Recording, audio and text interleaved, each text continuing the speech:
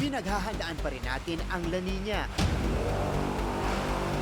Kung noong nakaraang taon, ganitong mga pagbahana ang tiniis ng marami. Paano pa kaya kung tumindi ang mga pag-ulan? Nakalala ng mga baha ang mga plastic waste na bumabara sa mga taluyan ng tubig.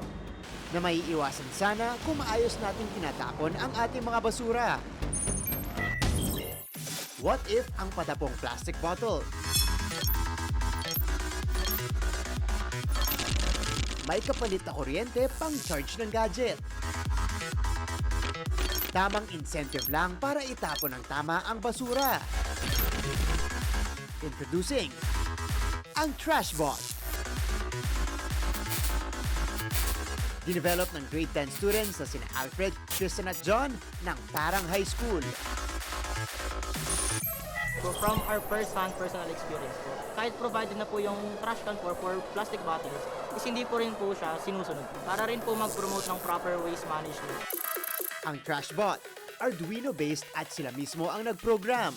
Nilagyan ng ultrasonic sensors para ma-sense kung may nagtapon ng bote. At para mas sustainable, power din ito ng solar panels. Mga kapuso, para malaman natin kung paano gumagana itong TrashBot, ito mismo, yung kanilang prototype, isang plastic bottle will grant us 5 minutes of charging. So, pwede tayo hanggang 3 plastic bottle. So, ilagay muna natin itong plastic bottle para ma-detect ng ultrasonic sensors. Ayan.